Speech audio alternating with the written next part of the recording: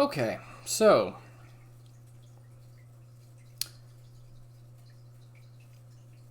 looks like we lost connection there for a minute.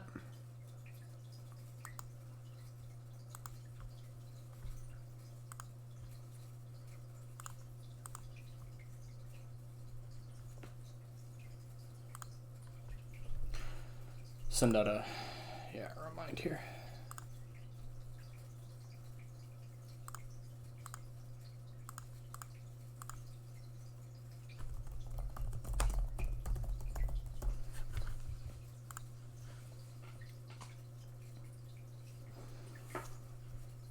There we go. What happened? No idea. Couldn't tell. This internet dropped and stream shut down and, world imploded, right? So anyways, I'm just going to carry on because I don't know if you guys can hear me or if things are there. All I know is that I'm streaming live to YouTube and I'm just going to carry on. Let me make sure that on my other computer that I actually still am live because that would kind of matter. Okay, we are. Cool. So with a couple of you in here, that's fine.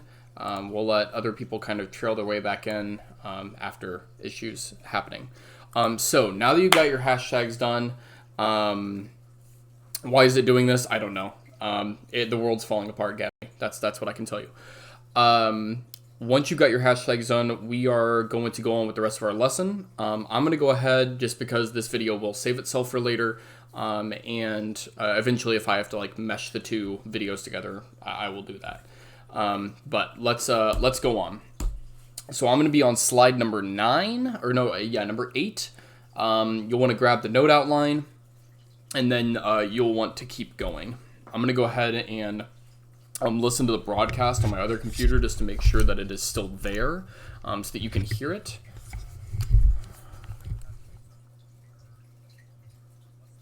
Yeah, okay, it's good. So it is, it's going on. Okay, cool.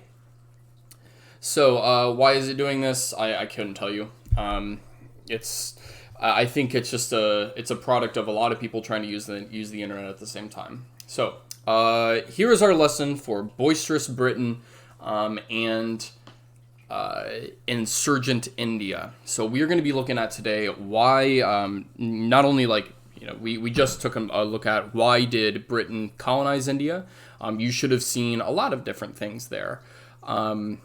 There's part of it has to do with mercantilism, which is the British, again, and also European model for how their economies are working. They want to utilize India, as its market.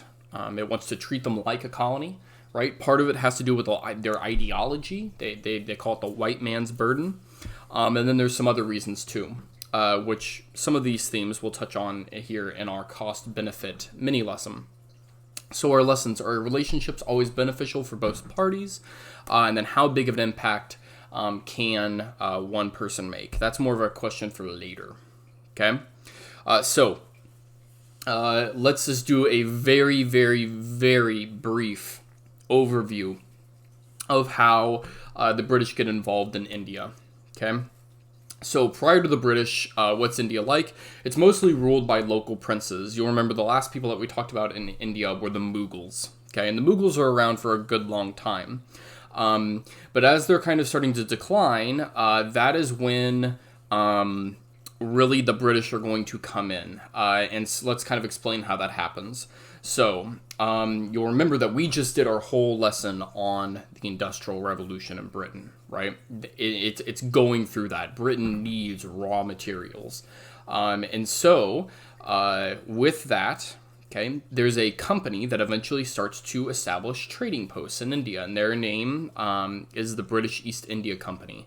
Now, the colonization in India happens very piecemeal. Okay, at first they're just on the coast. Eventually they'll move inland, and eventually it gets to the point where they are using local Indian princes to establish trading deals and land deals. They're collecting the main goods really are cotton, salt, Tea would be another big one. And it gets to the point where eventually the British are using local princes to collect the taxes and do all the ruling for them. Okay, so it's not like just Britain, came in with an army. It's a much more complicated kind of relationship that happens there. Then going on to the next slide. Okay. Later, the kind of second step, if you will, of colonization is something called the Raj. And the Raj is this 100-year period of direct British rule. Okay?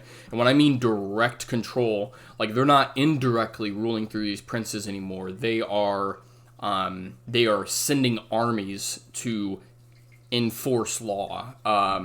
Now, in many cases, it's not armies. Again, they're still using, local kingdoms to do that, but they are, like, the British crown is in direct control now. It's not the British East India Company anymore. Okay, again, they're still collecting the same things: taxes, cloth, salt, tea.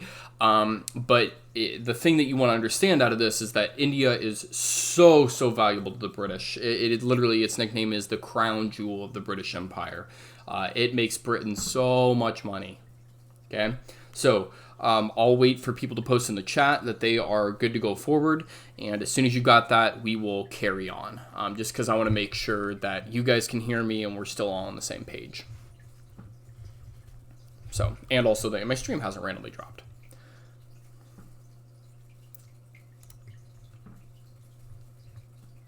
So I will let people post there. Take a moment to do so. Pop out this new chat so I can see that. Dope.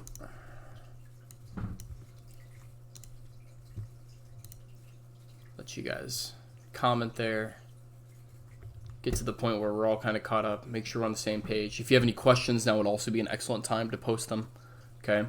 And then we will talk about some of the costs and benefits of colonization for each side.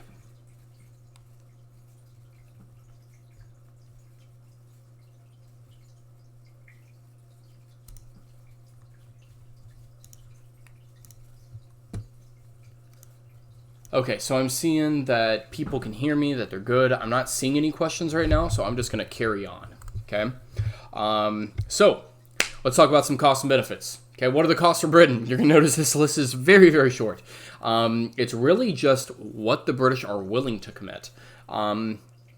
It's invested men, obviously, money, material. But you have to realize for the British, this is more of an opportunity than it is a cost. Okay, the British are going to make so much money from this, which, again, I know I've said that, but it really is true.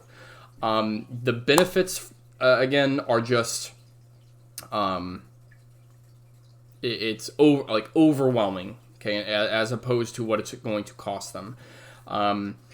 This is the dream world, right? Major profit with little work. Like, enforcing, because if you think about this, if, like, the British East India Company is doing the work for you at first, and then still, even, like, when you have, like, the Queen showing up, as you can see in that picture there, or troops, most of the rule is still being done by locals. And this idea, like, I could become rich by doing nothing, sounds amazing. Now, that's not to say the British didn't obviously do anything at all, as you're going to see here. But this is going to make them immensely powerful. Okay, again, the home country colony relationship is not equitable in any way, sense, or form. Okay, cool. Now, costs for Indians. Okay. This is going to be painful, and in many ways, still the legacies of colonization are being lived out by so many Indian peoples in so many ways that we just simply don't have time to explain in this lesson. Okay, so first of all, let's talk about the caste system. Okay, when the British show up, they really like the caste system that India has, and this is because in, like, British society is a very class-regulated thing. Okay, the British like class, like, oh, he's working class, oh, he's a gentleman, like, and they look at the caste system with all the different Hindu castes, they're like, dude, we're down for this. And the lower classes in India get treated awful, and the higher classes, certain princes, if you play ball with the British, you get treated immensely well. And you can, for example, use the British to make yourself really, really powerful. Another cost for Indians is going to be their textile industry, their clothing industry.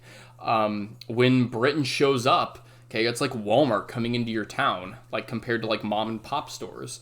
And we know what happens is Walmart comes in, drives every business out of business, and all of a sudden it's Walmart there, right? And the reason why they can do that is because their supply chains and their supply chains are so much more efficient than local businesses. They're so much cheaper because they are, it's the idea of, mass production, right? Another cost. When both world wars happen, Britain will use Indian troops to fight elsewhere. It's one of the funniest things in World War I think, is you have which we'll get to here in a few lessons, which is where the Germans are like, we're a superior people than everybody else. And so what the British do is because is not really to anger them, but I love how it does anger them, is like, oh, okay, so you think you're superior than everybody else? Then here, fight these lesser people that they think that they're lesser people. We'll send these lesser indigenous peoples against you, and that just really infuriates the Germans in World War I. It's just kind of the historian in me giggles, right? Anyways. So the outside of that, the cultural conflicts in India are going to be extreme. Okay, there's something in India called the Sepoy Rebellion. I can give you a very brief synopsis of it. The beliefs of the British are not going to necessarily culturally jive in many respects with what the Indian peoples believe. So, for example, one of these things is the Sepoy Rebellion. So there were a group of troops that the British were using to enforce colonial rule called the Sepoys. And there were some other incidents that had happened before this. And then what happened was, in this one particular instance, is that the Sepoys found out that their gun cartridges were made of pork. Now, again, this wasn't the only issue. There were also other things. But if you know anything about Hindus, eating pork is not okay. And so when they found out that these cartridges they were ripping off with their teeth were made out of pork, as you can expect, this did not make them very happy. And so there's a mass rebellion because of this. So that's just one example of the British not understanding, or in some cases simply just not caring what the Indian cultural and belief practices were. Another one is something called sati, and you can look it up. It's SATI. And that was in some parts of India a practice where when a wife's husband would die, she would throw herself on his funeral pyre and commit basically ritualistic suicide. Is how the British saw it, and they were like, "Oh my God, I'm so Christian, this can't happen." And the British actually outlaw that practice, which is another example of kind of cultural clashing occurring, right? So there you go. Now, benefits for Indians. Okay, again, we kind of have to be cautious, is the word I would pick about this, because we have to kind of put it in a question mark, right? Now, and the reason why is because are these benefits, right? It depends on your point of view. Number one, new technology, railroads, telegraph, postal service. Many of the railroads that Britain puts into India, again, remember the railroad is a brand new thing in the Industrial Revolution, those are still in use today. And then, again, if you consider this to be a good thing, exposure to Western ideas, like education, mainly this is for upper classes, and then other sports, other things that we can mention, like cricket. Okay, so there are benefits to industrialization, but we have to quantify that very, very carefully in our lesson. So, by the way, does anybody know up top on this picture who that guy is? I will give you mad props and points if you know who that is. That picture of that guy. You can post your guesses in the chat. It's going to be the most unexpected person you would ever guess.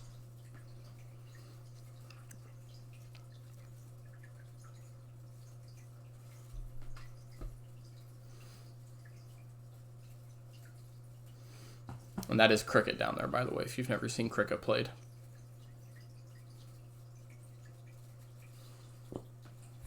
I'll give you a minute to post your idea.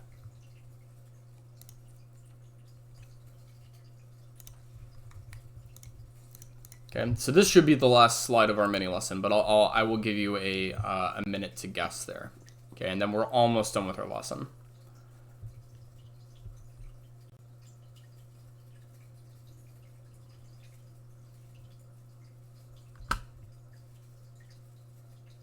You're welcome.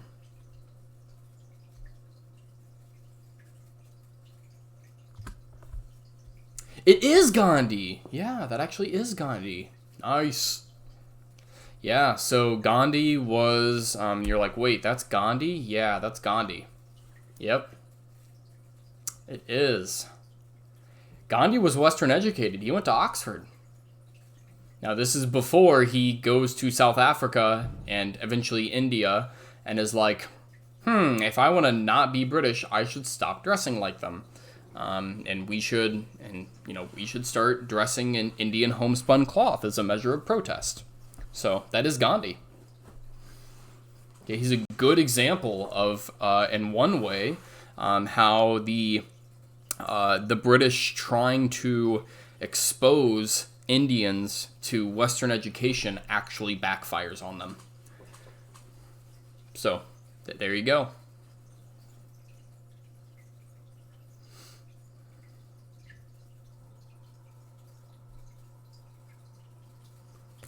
All right, cool. So since we got that guess, I will take a brief moment and I will explain to you kind of the next, or really the last couple steps. Number one, you want to go back to that graphic organizer. So that is this slide right here. It looks like this. Okay, in the middle area where it says costs and benefits, you should be able to fill that up.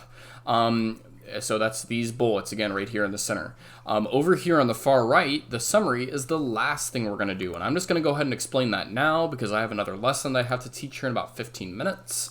You can see it is this slide number 19.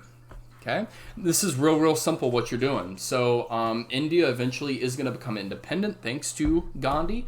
One of my most favorite memes there. Who would win, a world-spanning empire on which the sun never sets, or one non-violent boy? And the answer is going to be one non-violent boy. So I want you to click on this story map right here, okay, and learn about Gandhi's role in India's decolonization and independence. And then on that graphic organizer, just summarize what happened with India's independence in that area.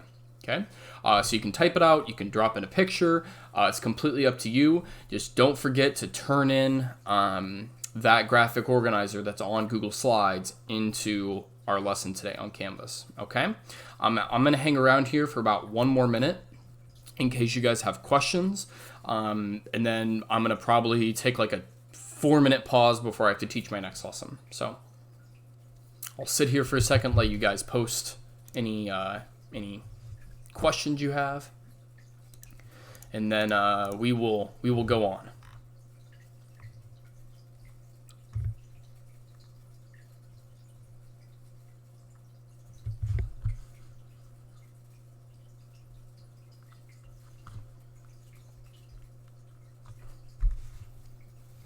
Make sure everything is set up for my next lesson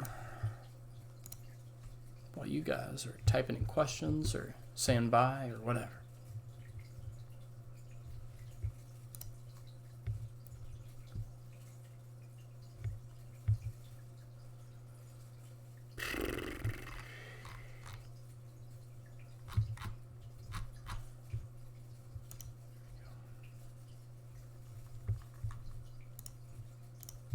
Chat.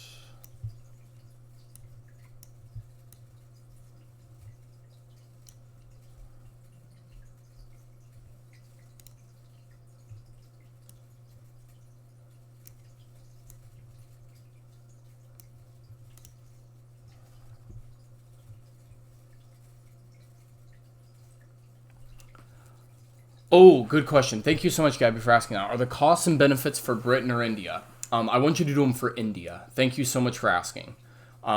Please write down who what the costs and the benefits were for Indians, not for the British. For the British, it's pretty obvious. For India, a little bit less so. Thank you for asking that. That's a really good question.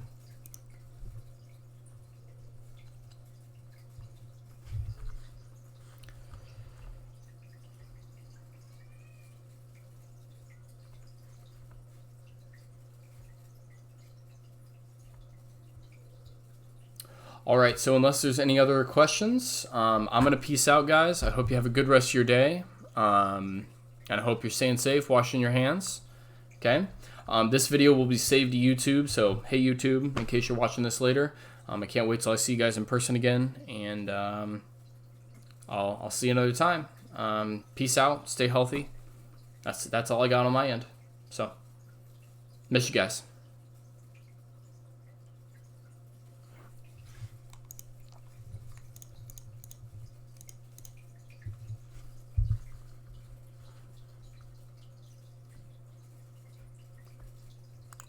Go ahead and exit here. I don't think I'll be needing this anymore.